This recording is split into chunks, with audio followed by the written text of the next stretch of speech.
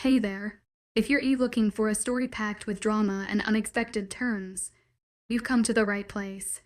Picture this: a princess tradition is engaged to a prince she's never met. She's got a rebellious streak a mile wide, but she's all about control. He even tells her she'll be his pet once they're married. But then, out of nowhere, she's transported to a strange forest where she's shared by werewolves, and the leader of the pack. She's got a mysterious connection to her that neither of them can explain. This story is a total page-turner. One, it's the end of the world. Liberty, what are you doing? My mother's voice pierced the air. Her regal composure momentarily shattered as she shrieked like a banshee from Earth's folklore. "I'm going out," I replied with feigned nonchalance, keeping my expression as neutral as the blank canvas I used for my Earth-inspired makeup experiments. I knew my defiance would ignite her fury. Among all my siblings, including my kingly oldest brother, I alone possessed the power to shatter her queenly facade. She inhaled sharply, sealing herself for yet another verbal sparring match. Our interactions had devolved into a constant battle of wills, a clash between her strict adherence to tradition and my rebellious spirit. "No, you're not.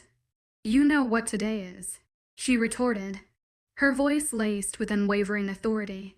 Her jade-green eyes, a royal trait I had inherited, blazed with fierce determination. I recognized the futility of resistance. This was the one occasion where her iron will would not bend. My shoulders slumped in defeat, and I struggled mightily to suppress an eye roll that threatened to betray my frustration. "Come on, Libby. We need to get that awful face paint off your face," she said, her disdain for my Earth-acquired makeup evident in her tone. Her aversion to the cosmetics mirrored her broader contempt for Earth culture, the one realm she steadfastly refused to visit. Reluctantly, I followed in her wake, watching her long, white gown trail behind her like a river of moonlight. She exuded an air of elegance and regality, the product of centuries of royal training and unwavering dedication to her role. Despite my oldest brother's ascension to the throne, my mother continued to perform her high queen duties until he found his mate. I knew she relished her position. The crown was as much a part of her as her distaste for my rebellious nature. We arrived at my opulent chamber, a space I had always cherished. It was the most lavish among my siblings' quarters, a testament to my father's favoritism, a fact well known throughout our celestial castle. I settled at my ornate dressing table, gazing at reflection while she summoned my maids. My albino hair, a stark contrast to the vibrant Earth fashions I adored, was intricately plaited down my back, adorned with a crown of delicate flowers. As I studied my features, I contemplated the shared traits of five beings. Our pallor, so extreme it might alarm humans, and our fair hair ranging from blonde to white set us apart. My jade-green eyes, a hallmark of royal lineage, seemed to glow in the ethereal light of my chambers, a reminder of the heritage I both cherished and longed to escape. "I want my daughter to look stunning for her fiancé," my mother ordered, receiving a wince from me at the fiancé part. I hated it. The maids nodded their heads in unison and quickly got to work. They vigorously wiped the make-up off my face and then began using natural ointments made by our own gardener. When it came to my hair, they loosened and the braid and pinned my hair into a traditional Phi hairstyle. They let my long, thin hair loose so that it curled down my back and left the flowers pinned in my hair. My dress was extravagant. It was a white one with golden jewels embedded in it at the bottom. It hugged my body tightly, accentuating my curves. I looked like a goddess, just as mother wanted. She had to make sure my fiancé Princess Eel would fall in love the second he saw me. Even though we had been betrothed at birth, we had never met in person. I only knew him from the stories I had heard from his kingdom. He was the prince, soon to be king, of a dark realm. His father was good friends with my own father. That was how our marriage was created. They were celebrating my birth and his father mentioned how he was worried if his son would good queen one day. One thing led to another, and the next thing we knew, I was tied to Aziel. Today was our first meeting. My family along with his own would attend the meeting. Mother wanted me to make an impression. I whirled around in the mirror, taking myself in. "You look gorgeous." My mother complimented from her spot. Tears pooled in the corners of her eyes. She made no move to remove them, though. Despite her demanding and rude nature, I loved my mother to bits. My bedroom door knocked in without waiting for an answer. 2 of my older brothers walked in. The twins. Atlas and Kale both wore wicked expressions on their faces. They were known for being the most mischievous out of all the king's children. I came in as a close third. "You look like a snowflake." Atlas snorted at the sight of me, flicking my nose. I swatted his hand away, scrunching my nose up. They knew I hated getting dressed up like this. "Piss off," I muttered and earned a scolding from my mom. She loathed swearing. It was not the correct language for royalty. Language, she yelled, frowning at me in disappointment. "You better not speak like that in front of Aziel." My brothers mock saluted, trying not to chuckle. I pinched my lips together firmly and bobbed my head up and down, showing her I understood. "We should go. Metal Witch, we should." "They will arrive any minute," she muttered, checking her expensive watch. She led us down the many corridors I used to play in when I was a child.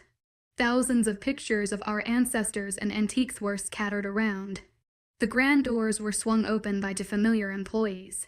Inside, my other 3 brothers were standing, talking to my father. At the sight of me, silence ensued. You could hear a pin drop if you listened close enough. "Libby," my father practically cooed, embracing me tightly. Greedily, I inhaled his comforting scent, finding peace. When I pulled away, he examined my appearance from head to toe. Fatherly love glowed in his green orbs. "You look beautiful." I smiled.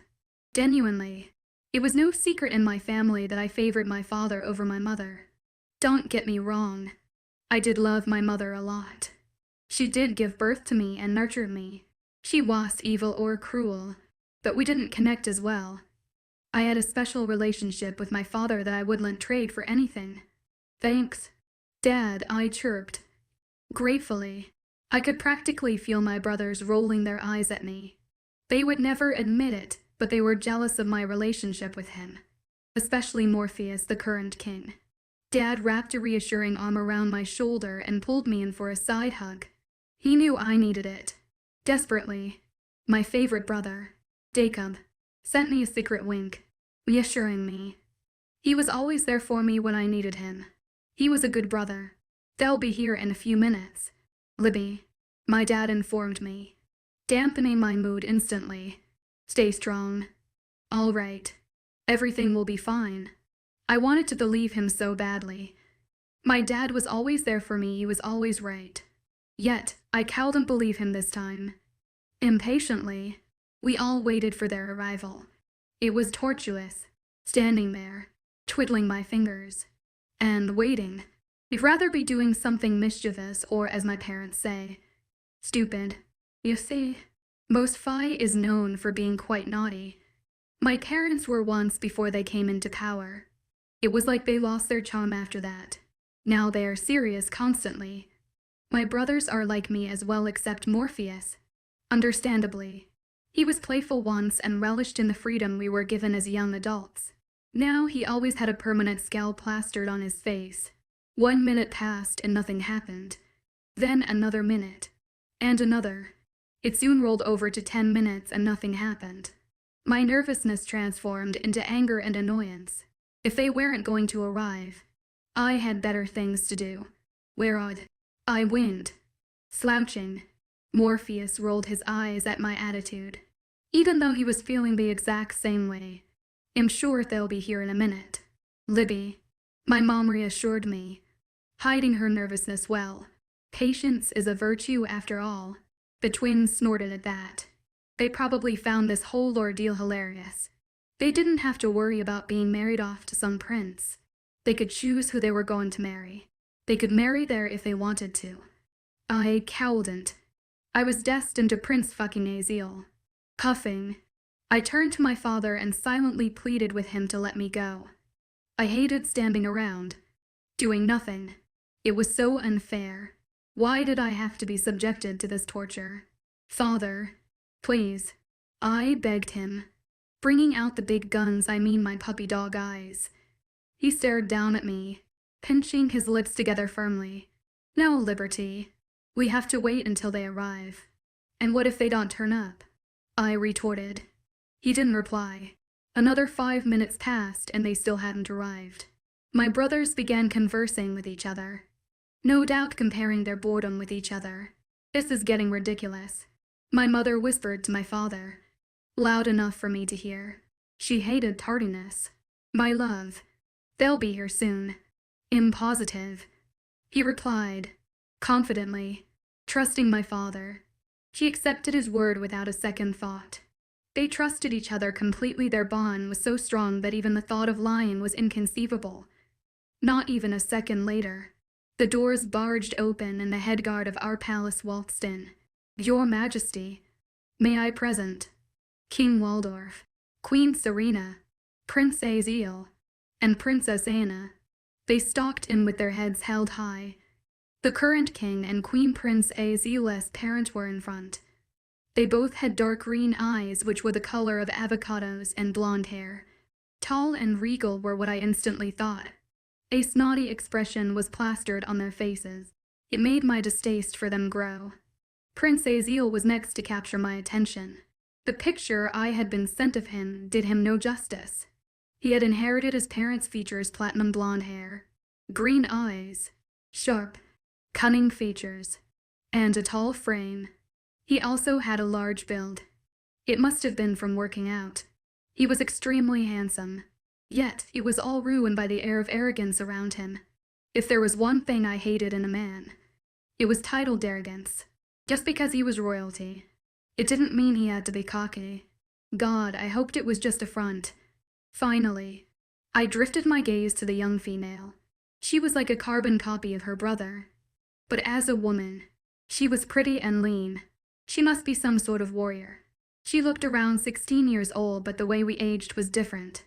She could be around 30 years old, give or take a few years. This woman had to be his sister Anna. I straightened my posture at the sight of all of them. The current king and queen approached my parents and my oldest brother. They both greeted each other in our customary fashion, a slight tilt to the neck. This was how royals greeted each other in my world. Everybody else would have to bow or curtsy. Next, it was Prince Aziel's turn. He bowed slightly at them and greeted them politely. Princess Anna curtsied afterward. Her expression was stoic. "Hi King Orion and hi Queen Diana. It's been a long time." King Waldorf greeted smoothly. He had a rough edge to his voice that was uncommon in our kingdom. Everyone was soft-spoken and gentle. My father's lips stretched into an accommodating smile. "It has roughly 70 years, if incorrect." "Yes, around about that," he mused.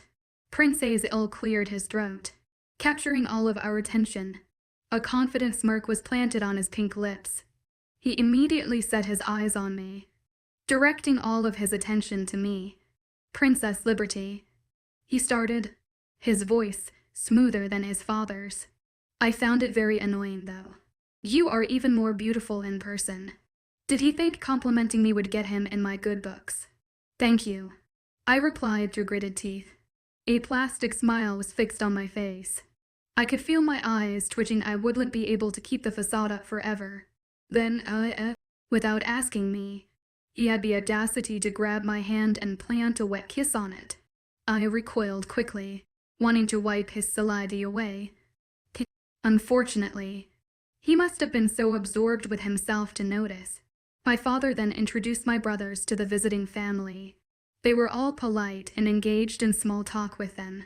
The twins seemed interested in Anna, making her blush, acting innocent. I rolled my eyes at their antics. They flirted with anybody that had legs. "Would you like to see your quarters?" my father asked them, standing beside my mother. He had an arm wrapped around her waist. They accepted and followed my parents through the castle. I followed closely behind them, keeping my eyes on their backs. My father had ordered the staff to cut off the west wing of the castle, dedicating it to them and their staff. It was usually used for guests. As we entered the first bedroom, I saw Queen Serena lean into her husband and whisper something in her ear. With my good hearing, I easily heard what they said. It looks so plain. She mumbled, distaste clear in her tone. My fingers curled together in anger. Prince A's eel must have inherited his snobby attitude from his mother. My parents pretended they didn't hear anything, refusing to create drama. They wanted this alliance with them to work. After telling them their rooms, we left them alone. Tonight, we would have a ball in their honor. That was when the public would be made aware of our engagement. I followed my family to the drawing room and collapsed on the exquisite-looking couch. The long breath passed through my lips. Do I really have to do this? I asked my parents, flickering my eyes up to my parents. You do, honey, my father murmured, sympathetically. I groaned and squeezed my eyes shut. The twins fell onto the couch, one either side of me.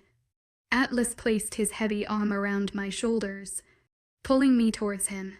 I grunted but didn't fight him. I needed some sort of contact right now. Sister, am I allowed to voice my opinion of your fiancé? Kaelan asked me, watching my reaction closely. You're going to anyway?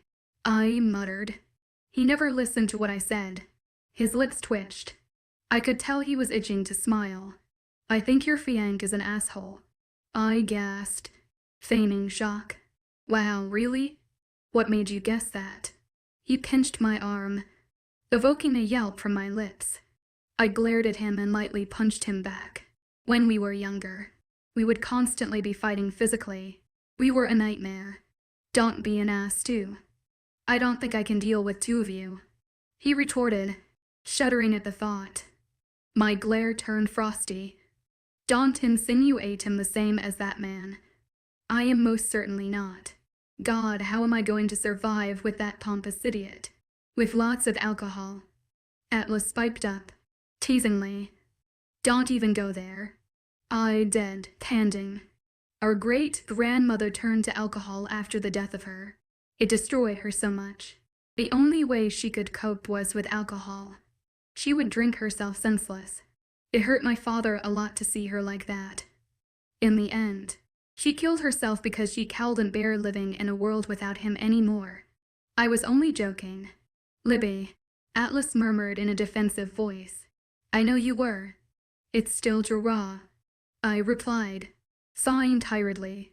She passed away 10 years ago, which lost a lot of time in my realm. So, are you excited for the ball? Jacob, my favorite brother. Query from his C-Tapa's ass. He was by far the nicest brother and the kindest. He spent most of his time bouncing between realms, helping people. Everyone adored him because of his generosity. I snorted.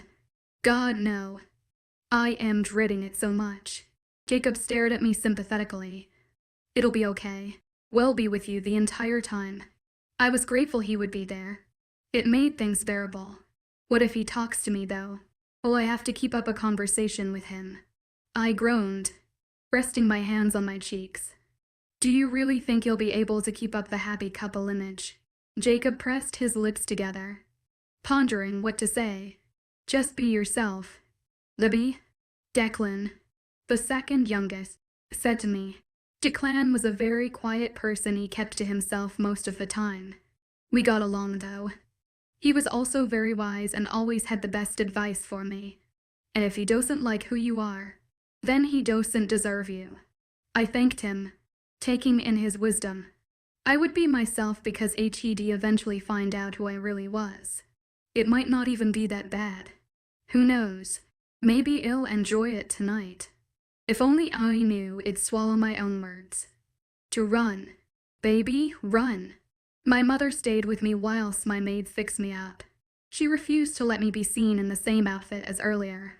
She also insisted I had to be the talk of the kingdom, so I had to look like an utter goddess. I always knew I had been blessed with beautiful features, but I wouldn't say I was a goddess.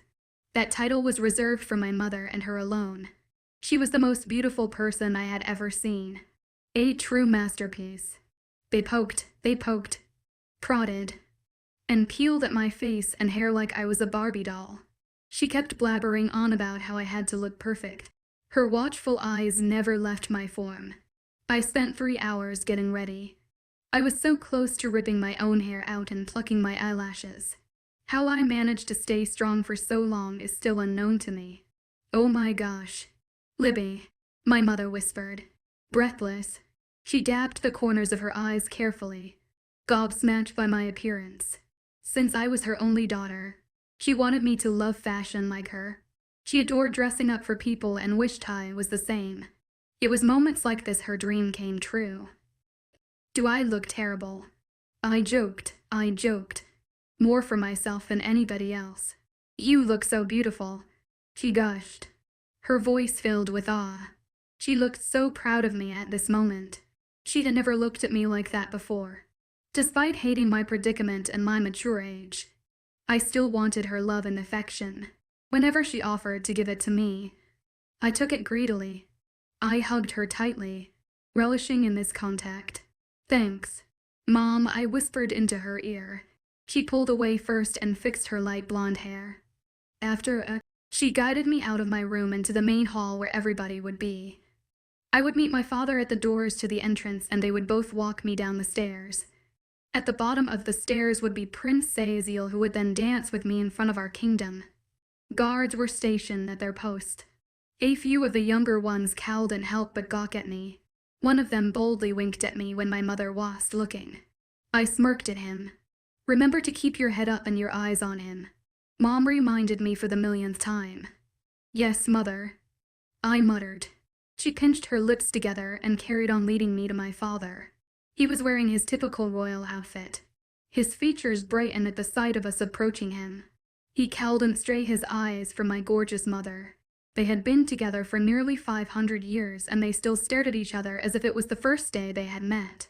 My two girls looked stunning, he complimented us, stroking my mother's cheek affectionately. She closed her eyes in bliss, enjoying the moment. Thanks, Connie. Are you ready then, Libby?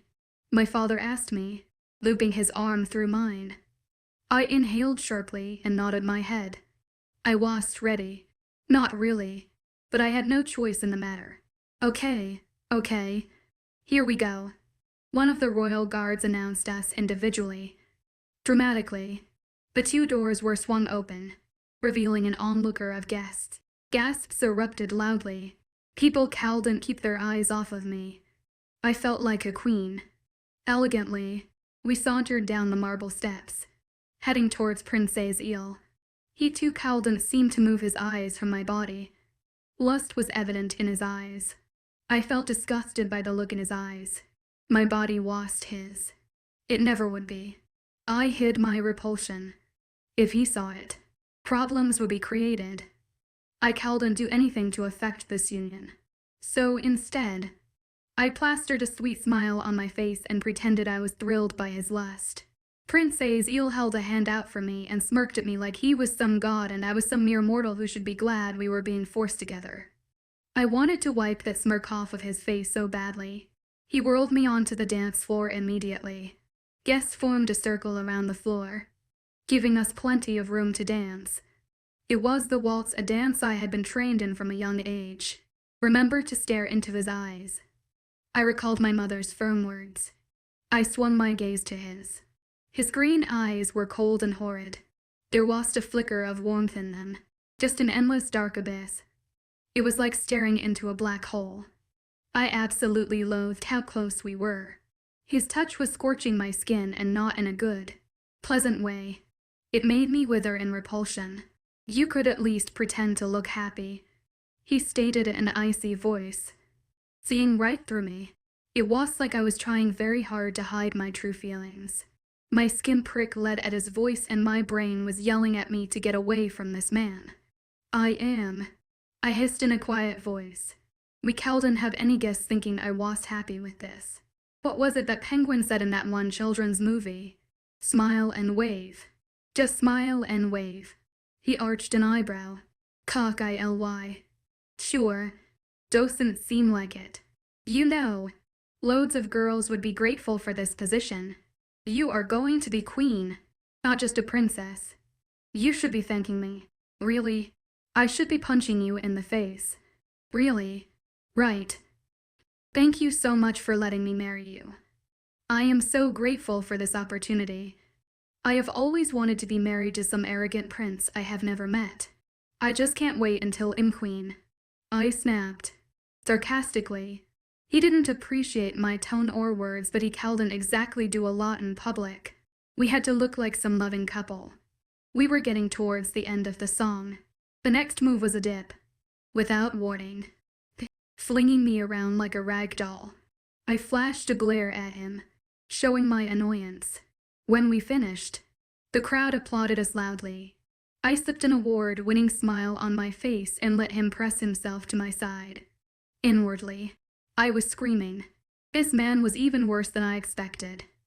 I hated him with every fiber in my body. He didn't give a damn about me and never would. A dark, chilling, and empty aura surrounded him. I got a nasty feeling about him. Nothing about him felt right. I couldn't back out of this now, though. If I upstaged my parents, a war could happen. We wanted to unite our kingdoms, not divide them. We faced the crowd, holding hands.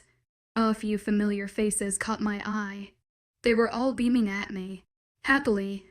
Their applause bounced off the walls, circling around the supposed happy couple. When the noise stopped, my father addressed our guests in his usual formal, business tone. Welcome. Today we are here to celebrate a union between my beautiful daughter and Prince Aziel. Cheers erupted once again, and my family appeared to be beaming at us. My cheeks began hurting from the smile on my face, as if he could sense how I was struggling to keep the act up. Prince Aziel tightened his hold on my hand, squeezing it. It wasn't reassuring in the slightest. It was a warning. Let go of me, you dumbass. Tonight, two kingdoms join together and form an unbreakable bond. My father continued, standing beside my regal mother. My father looked like a god. In my eyes, he practically was one. They will make a beautiful and fair couple. I am so proud of them. Once again, everyone cheered. It was painful to see all of this. They had no idea what was behind our masks. I won't keep you any longer, my father added, coming to an end. You are all free to party now. They all dispersed onto the dance floor and to the corners of the room to talk. I attempted to move away from Prince Pompous Douche but was stopped by his tight grip on my forearm. Aggravated, I tried to pull myself out of his tight hold but to no avail. He was annoyingly strong, so instead, I shot him another frosty look. Can you let go of me? I asked through gritted teeth. His strong jaw ticked and his eyes glowered right back at me. He did not like what I was doing. This man was somebody who hated the very idea of a woman fighting back. He had probably loved the 1950s. Stop being a bitch, he whispered into my ear, harshly. The tone of his voice was lethal, deadly enough to cut through a fairy's invincible wings. I scowled at him. I hate to break it to you, but you don't control me. Your Highness. If we weren't in a packed room, he would have lost his shit. He did something totally unexpected. A wide smile spread on his face, but it wasn't one of kindness. It was sinister and evil. Listen here, princess, he said through a slippery smile. As soon as we are married, I am going to show you who is really in control. You will be nothing but my pet, a breeding machine. In the eyes of my people, you will be my pretty queen, but behind closed doors, you will be the dirt I walk on. I had no words. I couldn't believe what he said. I had never felt so degraded in my life. He obliterated me into, dirt. Normally, when someone insulted me, I would make a feisty comeback. Yet, nothing flashed in my mind. All I felt was dread and fear. When we were married, I would have no way out, no escape. He would control my future. Divorce wasn't allowed here. Once you were married, it was for life. He had found a way past my walls and had shot me straight in the heart. A bullseye. This man was truly vile. He had managed to plaster a princely exterior, fooling everyone. A flash of his wolfish smile was enough to have people fall to their knees in awe.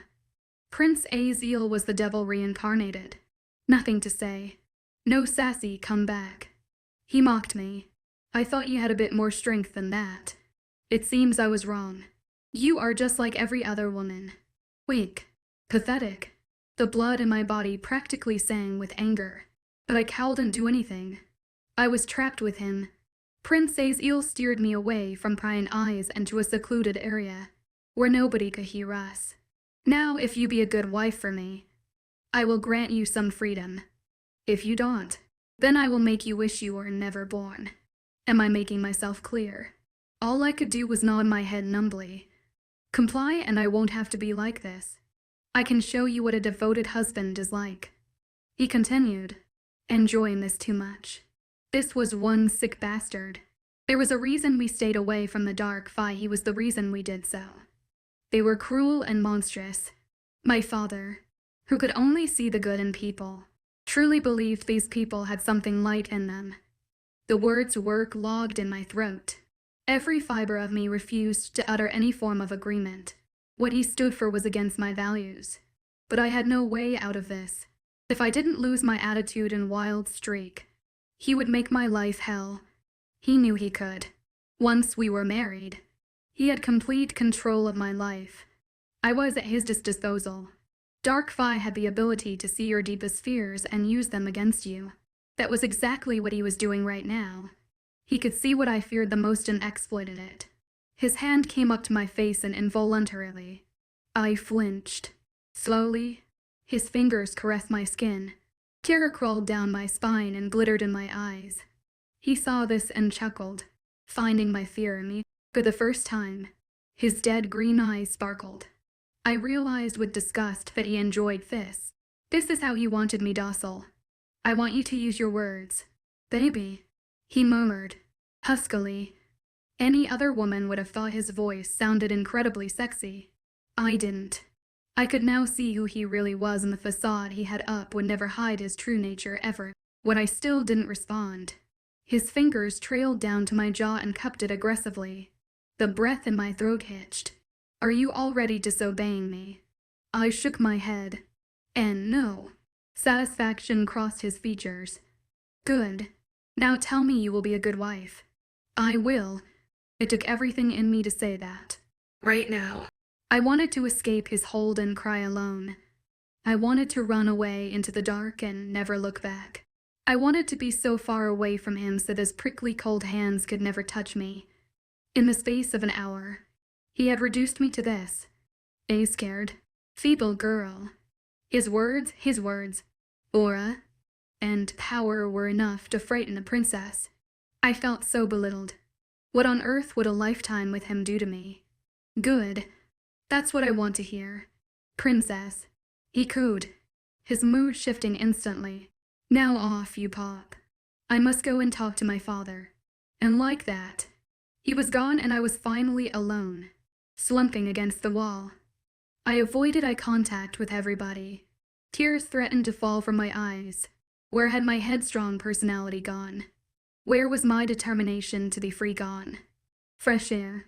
I desperately need fresh air. The music, the laughter, and the joyous atmosphere were all too much. I couldn't watch my brothers and parents laugh along with everyone else, oblivious to what just conspired between Prince Aziel and myself. With agility and grace, I snuck out of the large ballroom and into my favorite garden. Peace circled around my body, soothing my shaky limbs. I always found peace here. It was the first place I would go to when I had an argument with my mother or brothers. My feet trailed through the garden whilst my hands brushed against the various flowers. Tranquility. That was what I named it. After all, it was a very fitting name. At the back of the garden was a bench dedicated to my grandmother who passed away 30 years ago. This was our memorial to her. Our subjects had a statue in the center of town. Most people didn't know my grandmother was a tough woman. If she found out how I reacted to Prince Aziel, she would have a fit.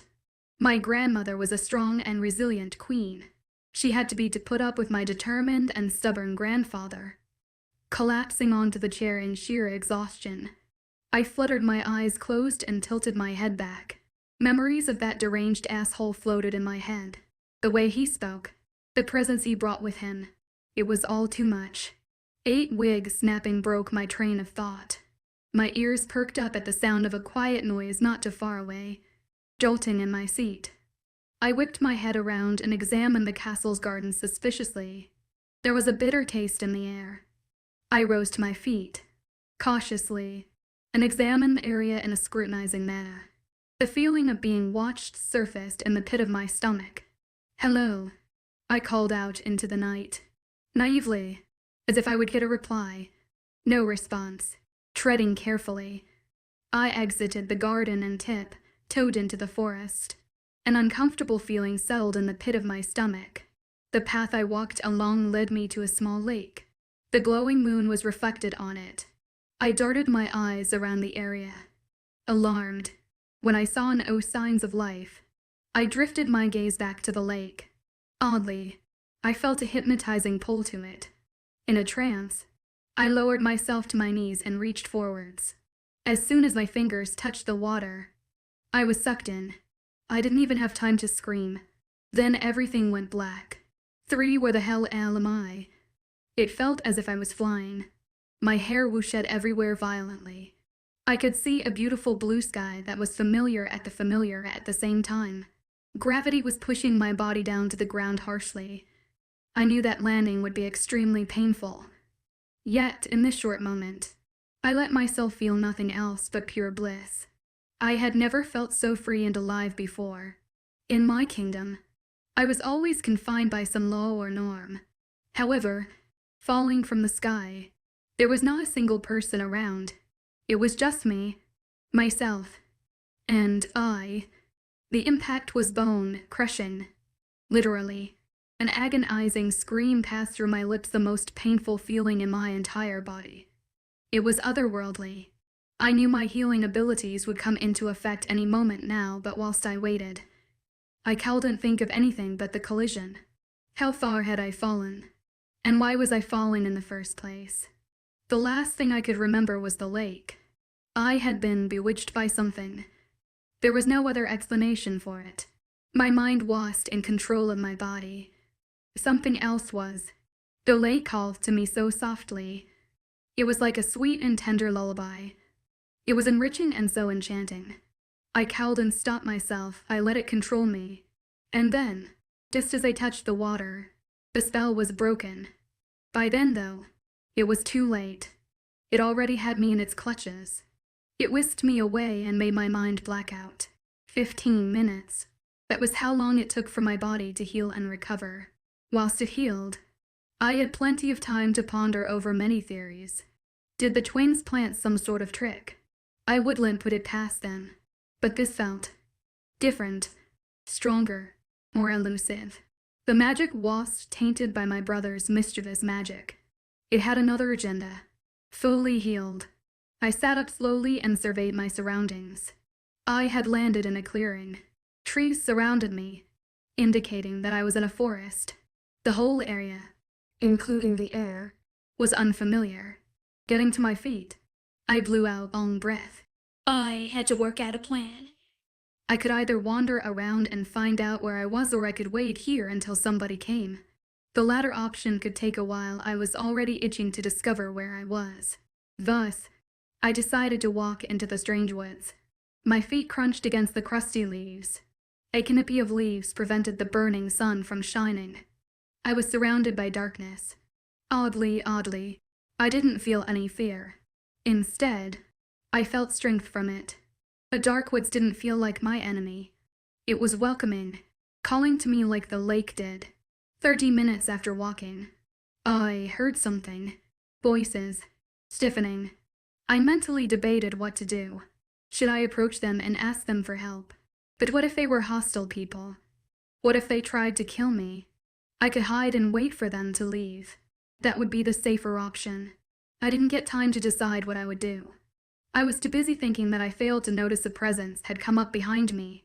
Strong hands wrapped around my middle and hoisted me up into the air. A terrified shriek escaped my lips as I struggled in their hold. I caught her. The person holding me, a man with a thick accent, yelled to his friends. They all rushed over to me quickly and eyed me cautiously. There were 5 of them in total, including the burly man holding me. Let go of me. I hollered, angrily. Sorry, but I can't do that. Chica, you are trespassing, he said to me, without any sympathy. Well, oh, shit. Trespassing.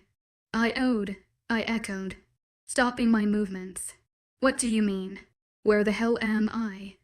You are in no position to demand answers.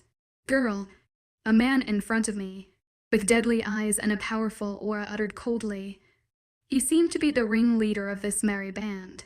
Oh really? What makes you think you'll answer your questions? I countered. S not till why. I knew I was asking for trouble.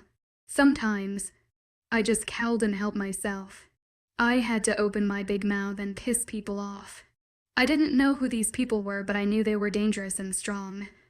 They could actually kill me. The leader narrowed his eyes at me threateningly. I would watch your mouth, girl, before I shut it for you. Surprisingly, I took his advice. And to answer your question, you are in Red Knight Pack, he revealed, smirking devilishly. At first, the name meant nothing to me. I furrowed my eyebrows in confusion. And then it hit me. Hard. He said pack. Pack could only mean one thing. Wolves. These people were werewolves. I was not in my realm anymore. I had to be in the human realm. It's the only place werewolves live. Like vampires and humans, they did not know of our existence. We are just a myth to them. That explained a lot. They were powerful because they had super strength and speed. Their noses could smell a distinct smell miles away. These men had to be guards. And the sandy blonde-haired man I was talking to had to be a ranking wolf. Either a gamma or beta. I was going to hazard a guess and say he was a beta. But beta was second in command, but not by birth. They were chosen. He or she assisted the alpha with the pack work. They often took over the alpha's role when he was away. Wolves respected their alpha and beta greatly. The alpha was the leader of the pack. Usually, the title passed from generation to generation. They had a strong and pure bloodline. Generally, most alphas were commanding and vicious. They had to be. When they found their Luna, their mate, they tended to ease up a little. I had only met a few alphas on my travel. Other than Andrew, there was a kind man named Chris. He was the alpha of a friendly Asian pack. We met when I was traveling the human realm decades ago. He had not found his Luna and was boarding out of control. I offered a compromise. He could use me as a form of release if I could learn his pack's ways. He reluctantly agreed. I stayed there for 6 months until he found his Luna. During my time there, I learned a great deal about werewolves. Specifically, their mate bond. It was quite similar to the bond we have. The only significant difference was that we called and identify our mates by their smell. We had to get to know them first and kiss them. My parents told me that they thought they were potential mates because they felt at ease around each other. That was one of the few indications that they could be your. Whilst I was thinking about werewolves, I had failed to realize I was moving. The man holding me was now dragging me through the woods to an unknown place.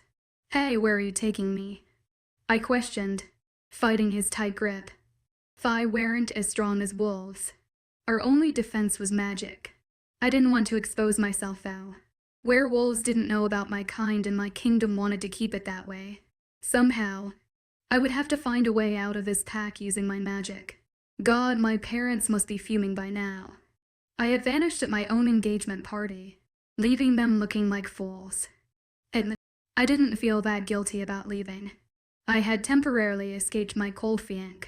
Staying on Earth didn't seem like the worst idea. It'd mean I didn't have to see him again. To the pack dungeons so that the alpha can interrogate you. The ranked wolf replied, monstrously. Why, I didn't mean to come here. I honestly didn't know this was a pack's territory. I blurted out, losing my tough exterior.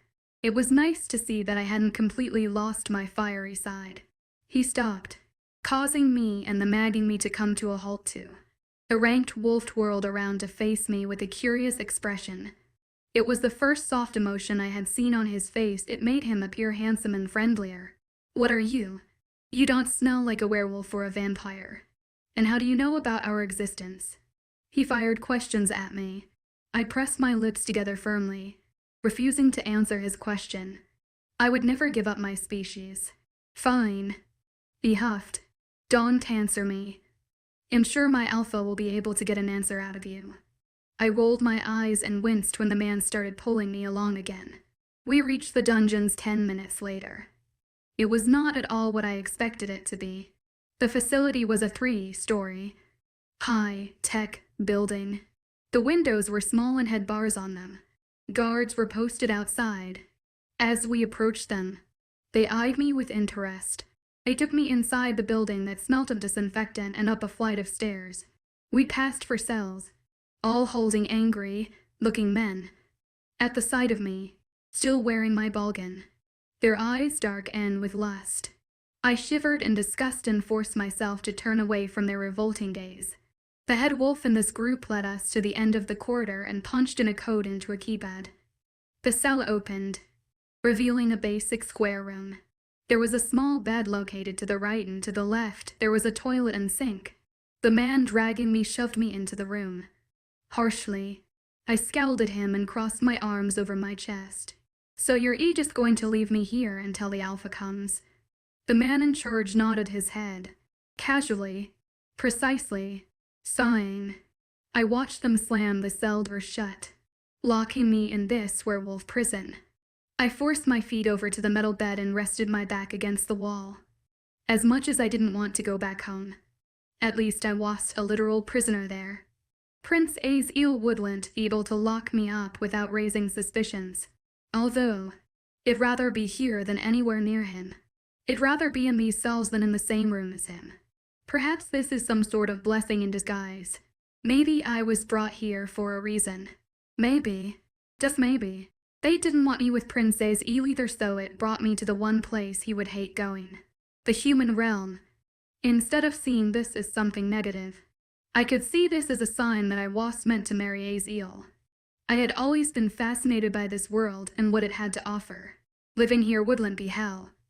I could be happy, as long as I get out of here alive. That is, time passed strangely. There was a clock in my cell, so I had no idea how long I spent staring at the opposite wall. Engravings had been carved into the wall. Most of them said help. This prison must be filled to the brim with rogues. Rogues were pack, less wolves. Most wolves believed they were rabid and feral, so they steered clear of them. I had actually met a rogue when I was last here. He was not what I expected. He told me his mate had died and he didn't want to live in their house anymore, surrounded by their memories, so he left his pack. He was crazy. Just sad. Some rogues were bad. Typically, they were kicked out of their packs for being cruel, and that made them take revenge on other packs. Half the time, being kicked out of their packs drove them to be so cruel. Balgan girl, a new rough voice called, breaking my reverie. Food. I flickered my gaze up to the new man. Compared to the other guards, I got a glimpse at this man was small. That didn't mean he was strong, though. It was evident he worked out. Sliding off the bed, I stalked over to the door where the food hole was and took the tray of food. My upper lip curled upwards at the sight of the revolting food they gave me. This is food, I questioned, sounding pretentious and whiny. The guard growled at me in warning. Shut up, princess. I stilled at the pet name. I knew he didn't know who I was, but it still sent a jolt of fear through me. Shutting my mouth, I walked back to my bed and picked at the yucky food they gave me. The only edible item was an apple. I bit into and imagined I was eating one of the delicious meals I had at home. Even the water tasted awful. Not good enough for you. A slight voice muttered from the other side of my cell. It was the ringleader. He was stood with his arms crossed over his chest, causing his biceps to bulge. Now that I was being thrown around like a rag doll, I had an opportunity to examine him. He was roughly 6 foot and was built like a body ballad. Every single part of his body was defined. His eyes were hazel color and his features were sharp. His sandy blonde hair had been tossed back, probably by his hand. He was handsome, but then again, all werewolves were. Unlike us, they were all tanned and coated with muscle. Fi appeared as gentle creatures. I already told the guard I didn't like it. I explained. leaning the back of my head against the wall. I could feel the man's eyes roaming my body. "What is your name?" "I thought your alpha was going to be questioning me," I countered, slipping a lazy smile onto my lips. His face remained neutral. "HES running a bit late. He'll be here in a minute. Why don't you tell me your name first?" I offered, changing the subject. "Beta Blade." He answered, so I was right. He was the Beta. Liberty. I introduced in a light tone. He grunted and stared into my eyes in an Irving way. He came across as somebody who could read you without having to talk to you. Heavy footsteps interrupted the silence between us. The atmosphere became eerie. There wasn't a single sound in the place. My heart was hammering in my chest nervously. There could only be one reason this was happening. The alpha had arrived. Sucking in a breath, I willed my heart to stop beating so quickly. Werewolves had super hearing. They'd be able to hear my erratic heart from a mile away. I wanted to come across as somebody strong and confident. When he came into sight, I swear my heart skipped a beat. He looked absolutely terrifying. "Alpha, this is the Tresvars," Blade murmured to his alpha, lowering his gaze respectfully. When his eyes settled on me, I felt the blood drain from my face. His eyes took in my gown passively and wandered up to my face. When his eyes rested on my eyes, they flashed brighter. He furrowed his eyebrows and took a step back in shock and anger. "Alpha?" Blade asked, his voice bordering worry. "Bring her to my office. I will question her there," he ordered his Beta, refusing to look at my form. His velvety voice was rough yet bitterly sweet. It sent delightful shivers down my spine. He spared me one last look and then stomped off, leaving me and the Beta thoroughly confused. For quid pro quo, hurry up. Beta Blade grunted at me, yanking me. I rolled my eyes. We were back to this again. Do none of these people value common decency? Do they do this to every single person they meet? I'm not some dog. I have legs. I can walk like a normal person. I muttered, nearly tripping over my own feet again. We had made it to the pack house. This was where most of the pack wolves stayed.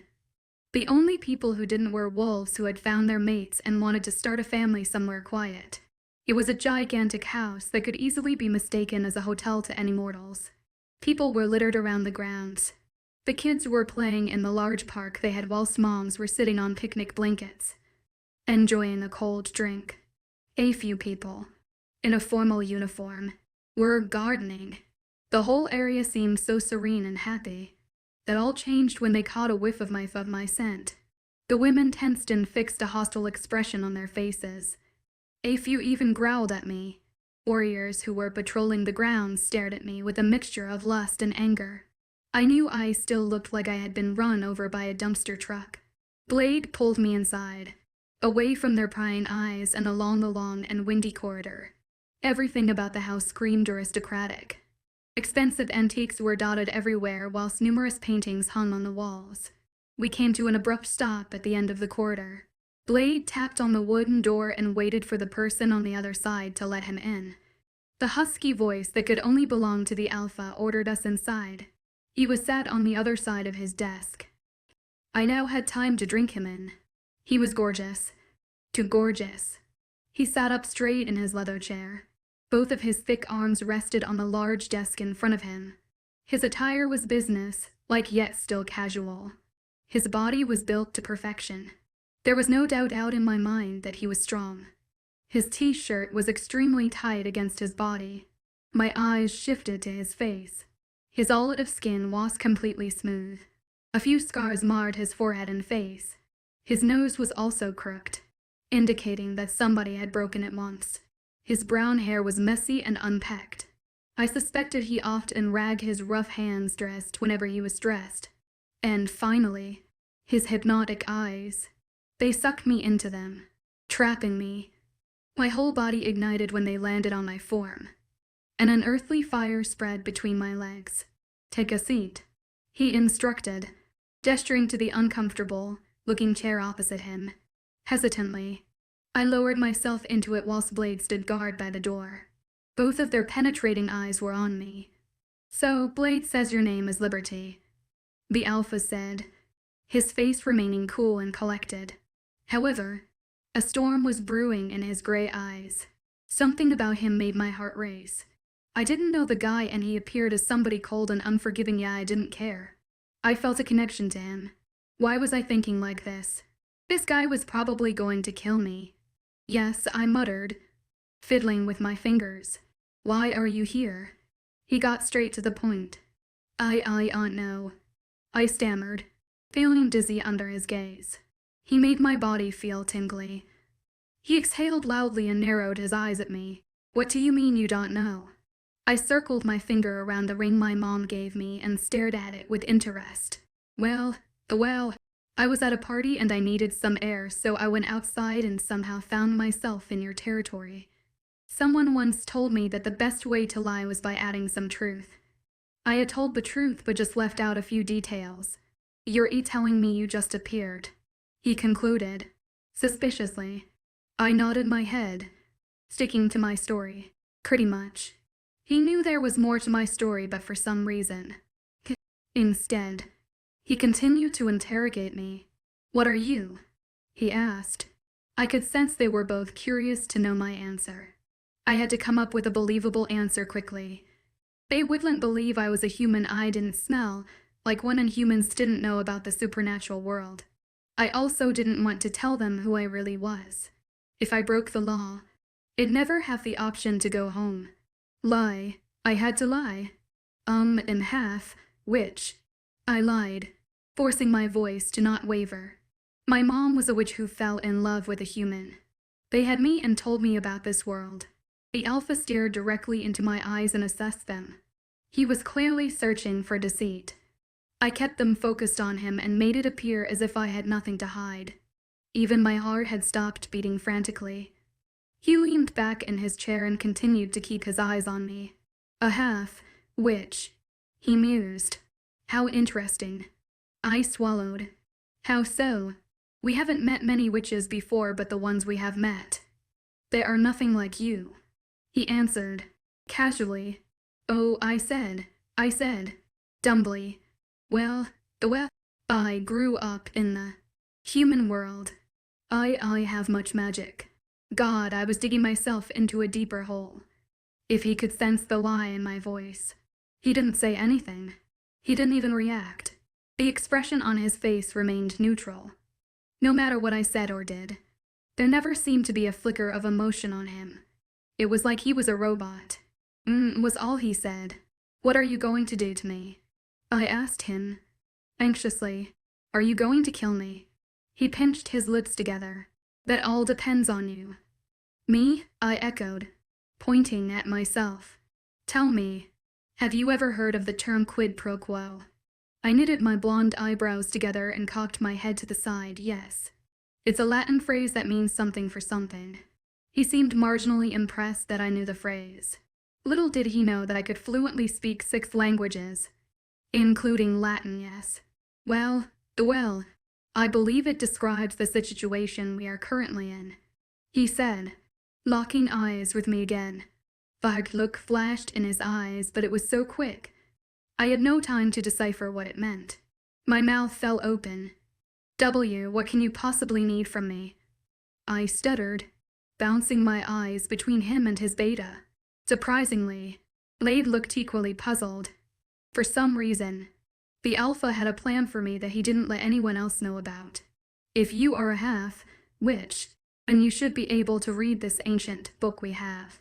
It's supposed to tell us more about our pack's origin, he explained, picking up a worn-out book on his desk.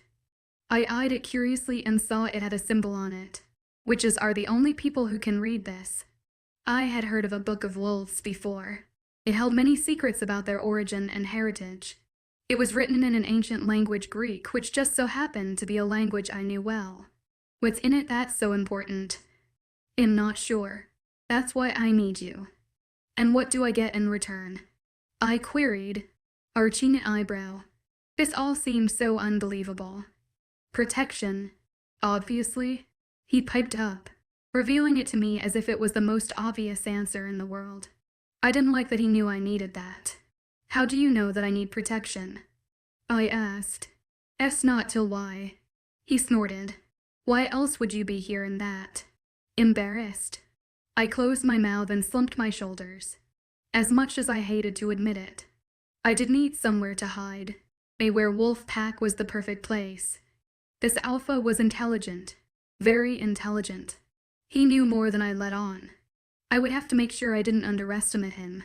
So, let me get this straight. You want me to stay here so that I can translate some return. You give me a place to live along with protection. I summarized, making my summary as clear as day. That's correct. This sounded too good to be true. There had to be more to it. He was holding some information back to. I'm sorry, actually. And not really, but I am finding it very hard to believe that you would offer this to somebody you have never met before. I could be an axe-wielding maniac for all you know. I voiced my doubts, rising to my feet. None of them found my statement amusing. Tough crowd. I guess you'll just have to trust me, he declared.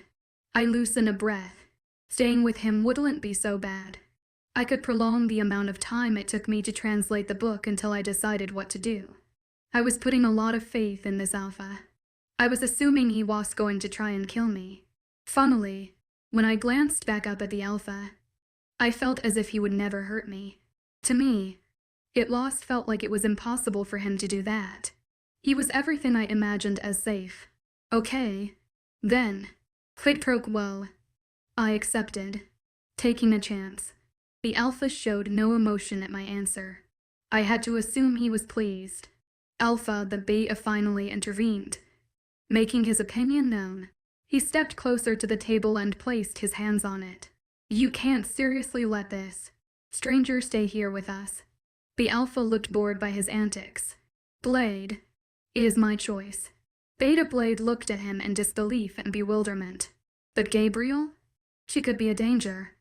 He argued, using the alpha's name instead of title. Incredibly disrespectful. Alpha Gabriel. It had a nice ring to it. I'm really not. I chirped. Blade looked over his shoulder and scowled at me. You don't get a say in this. I sat back in defeat and rolled my eyes at him. Somebody must have woken up on the wrong side of the bed. Gabriel. He lowered his voice, sending him a knowing look. Why are you letting her stay? You've never done this for anyone else before. Alpha Gabriel picked up the book and practically waved it in Blade's face. I need this translated. Blade. Now stop questioning me. I know what I'm doing. I want you to take liberty to roam 326 and offer her some clothes. Blade clenched his jaw but didn't argue. He must have figured it wouldn't go anywhere. Follow me. Blade snapped, marching towards the door. His untrustworthy eyes didn't leave my body. I felt Alpha Gabriel's eyes on me as I walked away. It made my body alight once again. When I left his office, all of those feelings vanished. Being away from him didn't sit right in me. My heart was hollow and empty. Snap out of it. Libby, you just got yourself out of one mess. Don't try and get yourself into another. I inwardly scolded myself. Sometimes I wondered if I was asking for heartache. Blade led me to the entrance of the house and then up a flight of stairs. Instead of stopping on the first floor, we continued upwards. It turned out there were 8 floors and over 350 rooms. I couldn't help but gawk when Blade reluctantly told me this. I shouldn't have been surprised, though. Most packs had well over 500 members. My eyebrows shot up when we got to the top floor. Usually, only the highest-ranking wolves stayed here. I was going to be sleeping on the same floor as the Alpha and Luna. Are you sure this is my floor? I made my hesitation known. Surely there had been some type of mistake. Blade ignored me. Typical. He opened a big door. Signed 326. Cautiously, I stepped past Blade into the room. It was extremely luxurious, not what I expected at all. There was a queen-size bed to my left, next to the door leading to a closet. To my right, there was a leather couch and television, plus a large desk. Another door was situated next to a bookcase, possibly leading to an inn suite. I couldn't believe they were giving me A stranger. A room like this. They had opened up their house to me and were allowing me to wander around freely. Why was the alpha being so generous? Are you sure I didn't get to finish my question because Blade had already slammed my door shut? Great.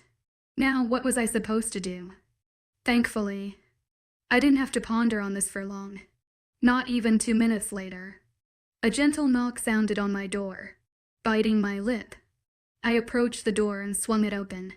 A young girl with shoulder-length raven-colored hair and large onyx eyes stood awkwardly, holding a pile of clothes. She was wearing a basic outfit and was a lot smaller than me. "I have some clothes for you," she announced, gesturing to them. I gently took them and thanked her. The corners of her lips quirked upwards. "You're welcome." She loitered outside of the door for a few moments as if she was questioning whether she should stay or not. In the end, she left. I shut the door and eyed the pile of clothes she gave me. There were quite a few shirts and jeans. She also gave me lots of underwear. I stared at the fabric inside. I don't think I've ever worn such normal clothes before. When I first caught a glimpse of my reflection in the mirror, I gasped. My beautiful dress was torn everywhere and was covered in dirt. If my mother saw it, she would probably go gray. The gown pulled around my feet. I quickly put the new clothes on and picked up my dress. This dress was a reminder of last night with Princess Eel. As beautiful as it was, I never wanted to see it again. I chucked it in the empty wardrobe and then tackled my hair. It was a disaster. It took me 20 minutes to get all of the knots out. The poor hair trush had so many of my hairs tangled in it.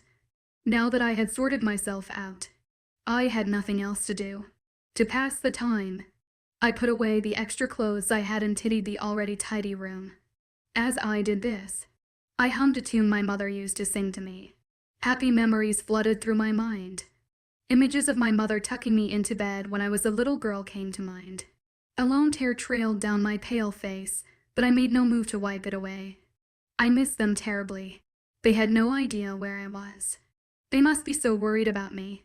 If I told them where I was, they would immediately notify Prince Eel and his family. The wedding would go on as planned. I would be stuck with him. So I couldn't contact them. Not now, at least. Perhaps sometime in the future, when the drama had died down. My body collapsed on the bed from sheer exhaustion. I was mentally and physically tired from the events of the past few hours. My eyelids began to droop and I welcomed the darkness that accompanied it. Sleeping for a few hours would do no harm,